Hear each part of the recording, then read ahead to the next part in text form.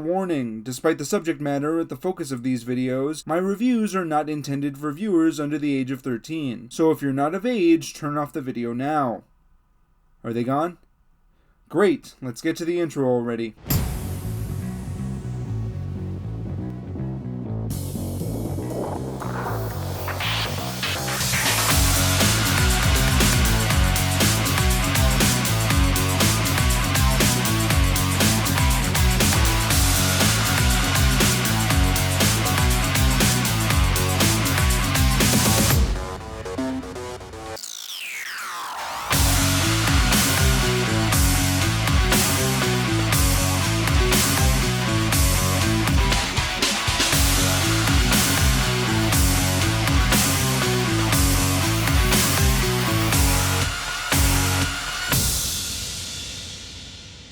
Well, we've finally gotten to near the end of the first season of Power Rangers Beast Morphers, and I gotta say, I'm not feeling it. I don't know if it's the fact that it took so long for me to get to this point, or if it's that I'll have 2 holiday specials to review once the season is over, but something feels off. I expected there to be much more meat to this bone when we started the season, and now that we've reached the end, it's hard not to feel a little let down. I mean, the show didn't really do that much with character work in filler episodes, and the last episode killed off a short-lived potentially interesting villain like he was Boba Fett. Still, maybe I'm getting ahead of myself in these criticisms. It's entirely possible that this finale will carry the momentum of the last episode and we'll get a satisfactory end. So let's check out the first in this 2-part finale as we look at Power Rangers Beast Morphers Episode 19, Target Tower. The episode opens with all the Rangers except Devin watching a security camera and relaying to Commander Shaw how the Rangers gave Blaze and Roxy 3 mecha transporters. As they talk, real Roxy's stasis pod goes into alarm, and as they check it, Nate realizes the avatars sabotaged the pod, so Roxy no longer has life support. Nate tells Ravi that if Roxy doesn't wake up soon, she'll die, so Ravi leads the others to find and destroy evil Roxy to save his girlfriend. However, Commander Shaw stops her son's heroic crusade since GB's main priority is to find the mecha transporters and take them before Evox has a chance to use them. Shaw orders the team to scout the city, adding that she'll call Devin, but Steele says the Red Ranger is at his father's re-election rally. Steele also mentions that he was thinking about running for office, but Nate says robots aren't allowed. What racist bullshit. Cut to Devin ignoring his communicator as his dad gives an impassioned speech about bravery, and while that's going on, Ben and Betty are searching for the transporters with their binocular goggles. The duo end up crashing into an unmarked van, and when they look inside, they find the transporters as well as Tronics that start chasing them. Soon, the attacking Tronics disrupt the rally, but Mayor Daniels refuses to leave because the Rangers wouldn't leave until everyone is safe.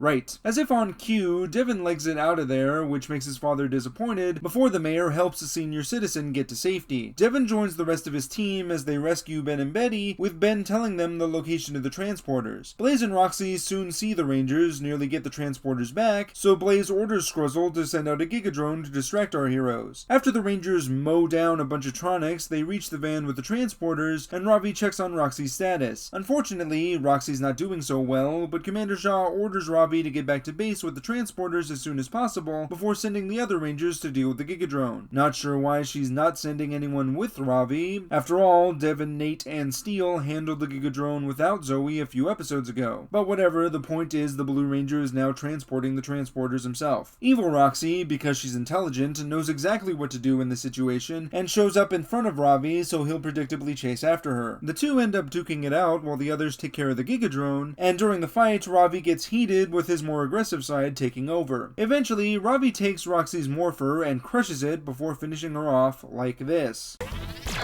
What? Goodbye, Avatar.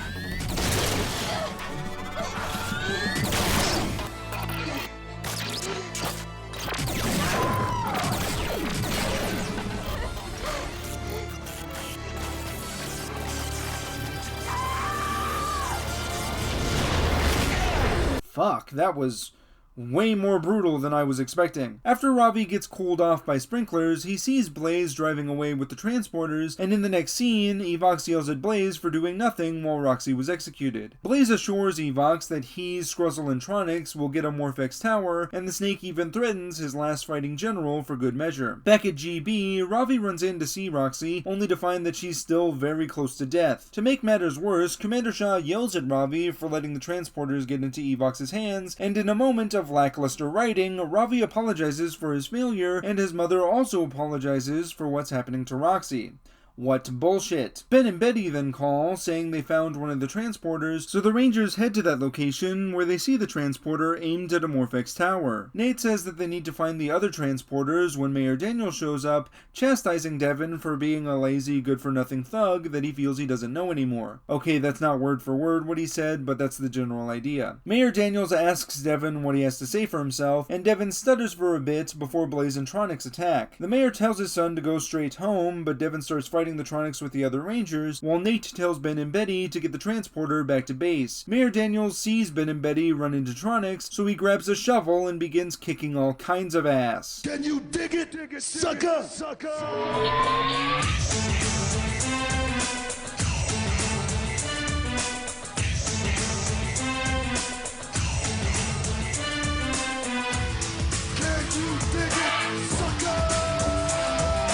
Ben and Betty also take down a few Tronics with groceries of all things, and Devin stands with his team to face Blaze. The Red Ranger gives a particularly terrible one-liner before the team morphs into action, and the fight kicks into high gear. While the Rangers face the Tronics, Blaze sneaks off to set up the transporters, even stealing the one Ben and Betty have right under their noses. However, before Blaze can activate the last transporter, Devin steps in to stop him, and we get epic duel number 2, complete with cheetah claws. However, Devin is soon caught and struck down by Blaze, and Devin?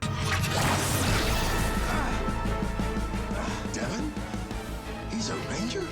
man, if only you guys hadn't wasted that visor crack on a pointless filler episode. With the transporter activated, Blaze takes off with the tower and Devin, so Nate gets to work rebuilding Skruzzle's Cybergate so the Rangers can rescue their leader. The stasis pod suddenly goes into alarm as Roxy somehow wakes up, but the reunion between her and Ravi is short-lived as Roxy says her mind was connected to her avatar while she was unconscious. Roxy then relays Evox's evil plan, saying that Skruzzle built him a body, and the episode ends with Roxy adding that once Evox is uploaded into his new body, he'll be able to return to the city and take the Morphin Grid. This episode is okay. It carries the momentum effectively and gives us a strong cliffhanger, but there is one thing that is fully holding me back from loving this episode, and unfortunately, it's the primary character focus. I've said before that Ravi Shah is the most compelling character on the show because all of his character beats are used to perfection in filler episodes. However, all that development ends up being pointless if the payoff is lackluster, and I think that's what happened here. I know that evil Roxy is one of the main villain generals on the show, but I just can't get behind how brutally she's taken out. Ravi crosses a line here with the way he laughs sinisterly and then guns Roxy down while she's unmorphed and defenseless. Again, I know she's a villain and Ravi is doing this to save someone he loves, but the episode frames it like this was poor judgment on Ravi's part and nothing else. I would have been fine if Ravi had been called out by anyone when he got back to base, but then we have lackluster scene number 2. Ravi walks into the base to check on Roxy after he's let his emotions